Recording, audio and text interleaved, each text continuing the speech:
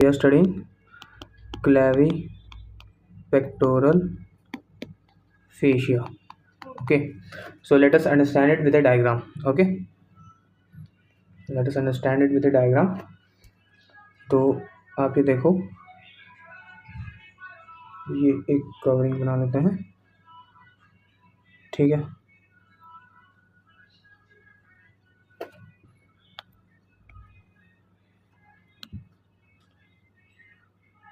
ठीक है, अच्छा, तो ये जो है इसे कहते हैं क्लैविकल, ठीक है। अब क्लैविकल से एक मसल निकलता है, ब्राउन कलर ले लेते हैं मसल्स के लिए, ठीक है। तो क्लैविकल से एक मसल निकलता है जिसका नाम है, यहाँ से दिखाते हैं, ये हुआ आपका पेक्टोरालिस मेजर मसल, ठीक है। और मतलब क्लैविकल से अटैचमेंट है। और यहाँ पर ये जो है ये हो गया सबक्लेवियस मसल, ठीक है। अब सबक्लेवियस मसल के नीचे जहाँ से क्लैविपेक्टोरल फेशिया शुरू होगा, तो ये हुआ आपका क्लैविपेक्टोरल फेशिया का, ठीक है। अब यहाँ क्लैविपेक्टोरल फेशिया से यहाँ आप देख लो, ये एक एक्सटेंशन जाते हुए, ठीक है। और फिर ये फर्दर क्लैविपेक्टोरल फेशिया इसको कवर करते हुए यहाँ पेक्टोरालिस माइनर मसल आएगा, ठीक है। तो ये जो मसल हुआ ये हमारा पेक्टोरालिस माइनर मसल हुआ, ठीक है। और फिर फर्दर ये क्लैविपेक्टोरल फेशिया आगे जाके एक्सटेंड कर जाएगा, ओके, ठीक है। तो ये जो पूरा आप देख रहे हो, यानी कि ये रीजन से लेके ये पूरा, उसके बाद इसको पेक्टोरालिस माइनर को कवर करते हैं यहाँ तक जो एक्सटेंशन हो रहा है, ये क्लैविपेक्टोरल फेशिया का एक्सटेंशन है। और ये सस्पेंस, और ये जो लिगामेंट्स देख रहे हो ये यहाँ तक क्लैविपेक्टोरल फेशिया है। और ये जो लिगामेंट्स देख रहे हो ये वाले इस रीजन में, ठीक है, ये हो गया आपका सस्पेंसरी लिगामेंट, ठीक है। अभी आओ लेबल करते हैं एक एक को, ठीक है। तो ये हमारा हुआ pectoralis major muscle, white colour से लेबल कर देता है, ठीक है। तो ये हमारा हुआ पेक्टोरालिस मेजर मसल, ठीक है।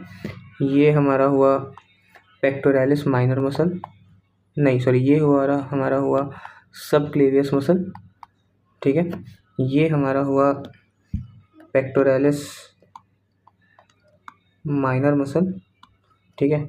और ये और ये हमारा हुआ क्लैविपेक्टोरल फेशिया, ठीक है। और ये हमारा हुआ सस्पेंसरी लिगामेंट ऑफ एक्सिला, ठीक है। ये क्या हुआ, सस्पेंसरी लिगामेंट ऑफ एक्सिला। अब इसमें मेन क्वेश्चन क्या पूछा जाता है कि what are the structure that pierces the clavipectoral fascia, okay. तो what are the structures that pierces clavipectoral fascia, इसके बारे में हम लिखेंगे। सबसे पहले इसको डायग्राम में रिप्रेजेंट कर देते हैं।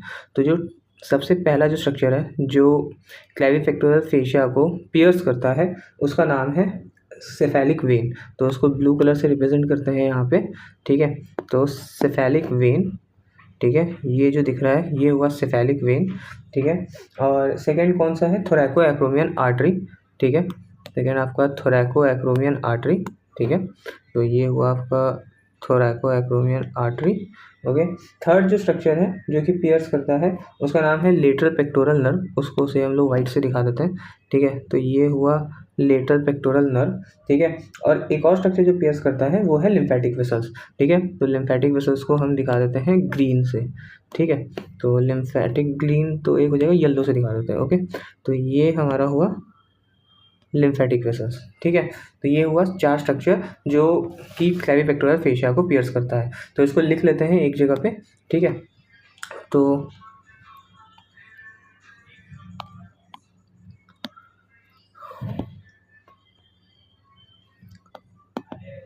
Structures that pierces clavipectoral fascia, okay.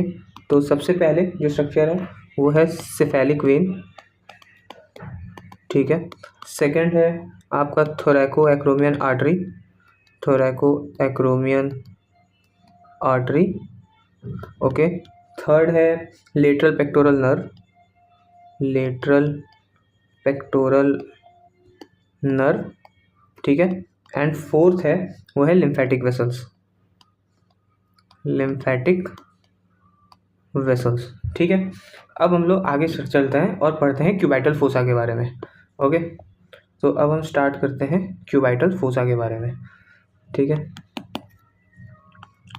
तो ये हुआ, हम पढ़ेंगे अब क्यूबाइटल फोसा के बारे में। ओके, ठीक है, तो क्यूबाइटल फोसा का बाउंड्रीज क्या क्या है। ठीक है, तो क्यूबाइटल फोसा के बाउंड्रीज के लिए सबसे पहले डायग्राम से समझते हैं। ठीक है, तो ये देखो, ये हुआ तुम्हारा ह्यूमरस का लोअर एंड। ठीक है, और ये हुआ लेटरल एपिकॉन्डाइल। ठीक है, लेटरल एपिकॉन्डाइल। ठीक है, और ये हुआ मीडियल एपिकॉन्डाइल। ठीक है, अब ब्राउन कलर ले लेते हैं जिससे कि हम रिप्रेजेंट करेंगे आगे। ठीक है, तो ये देखो, ये जो मसल है, ये जो मसल है जो कि लेटरल बाउंड्री बना रही है। ठीक है, तो ये मसल जो कि लेटरल बाउंड्री बना रही है इसका नाम है ब्रेकियोरेडियलिस मसल। ठीक है, और ये मसल जो कि यहाँ से आके क्रॉस कर रही है मिडल साइड से लेटरल साइड में आके, इसका नाम है प्रोनेटर टेरिस मसल।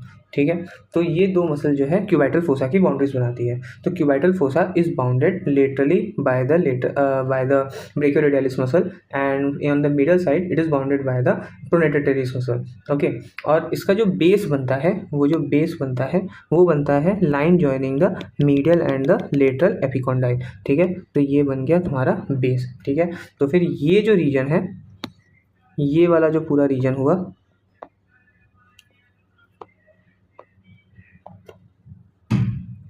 ये जो पूरा रीजन है, ठीक है, ये जो पूरा रीजन है ये आपका क्यूबाइटल फोसा का रीजन हुआ। ठीक है, ये पूरा रीजन क्यूबाइटल फोसा का रीजन हुआ। ठीक है, तो what are the boundaries that forms the cubital fossa. The boundaries that forms the cubital fossa includes laterally, laterally क्या है यहाँ लिख लेते हैं बाउंड्रीज। ठीक है, बाउंड्रीज, तो laterally it is bounded by brachioradialis muscle, brachioradialis muscle. ठीक है, medially it is bounded by pronator teres muscle, pronator teres muscle. Okay, and the base is formed by the line joining lateral and medial epicondyle. ठीक है, तो cubital fossa समझ में आ गया कि इसके बाउंड्रीज क्या है। ठीक है, अब हम लोग बात करते हैं कि roof of the cubital fossa से मतलब क्या क्या कंटेंट्स है जो कि roof of the cubital fossa से पास करते हैं। ठीक है, तो इसके लिए एक डायग्राम बनाते हैं। ठीक है, तो रूफ को समझने के लिए सबसे पहले हम ये समझते हैं कि जो रूफ है वो बनता कैसे कैसे है। ठीक है, तो यहाँ पे roof of the cubital fossa के बारे में बात करते हैं। ठीक है, तो रूफ में सबसे पहले आता है स्किन। ठीक है, स्किन के बाद आता है आपका सुपरफिशियल फेशिया। ठीक है, सुपरफिशियल फेशिया। ओके, और सुपरफिशियल फेशिया के बाद आता है आपका डीप फेशिया। ठीक है, क्या आता है, deep fascia.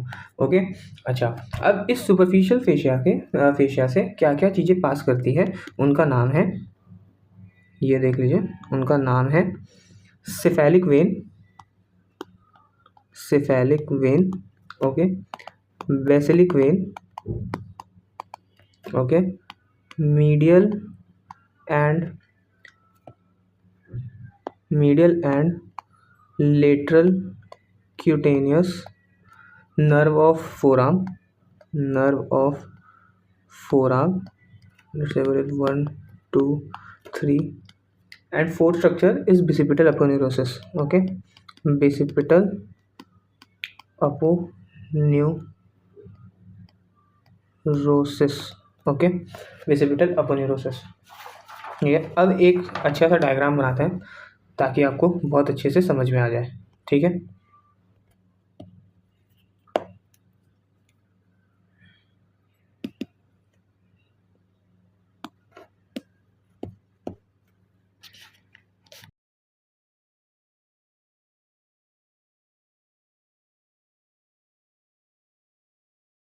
vein, okay, lateral cutaneous nerve of forearm, medial cubital vein, basilic vein, medial cutaneous nerve of forearm, and basipital aponeurosis. So on the lateralmost side lies the cephalic vein, beside it lies the lateral cutaneous nerve of forearm, and medial cubital vein that connects between the cephalic vein and the basilic vein, and beside the basilic vein lies the medial cutaneous nerve of forearm, okay. And you can see this is the cubital vein, which is used, medial cubital vein, which is used for the giving the intravenous injection, okay. So these are the structure that forms the roof. Now what are the contents of the cubital fossa? So from the lateral side to medial side, you can see here. Let's learn from the medial side to lateral side. So it is the mnemonic is MBBR from the medial to the lateral. On the medial side lies the median nerve. Beside this there is brachial artery, then the basipital aponeurosis, and then there is a superficial branch of the radial nerve, okay. So this is MBBR, you can see here. So median nerve, brachial artery, basipital aponeurosis, and radial nerve from medial to lateral side. So what forms the floor of the cubital fossa? Floor is formed by the brachialis muscle and the supinator muscle. Structure separating the median nerve and the ulnar artery is the deep head of the pronator trace, okay. Thank you. Here our video is complete.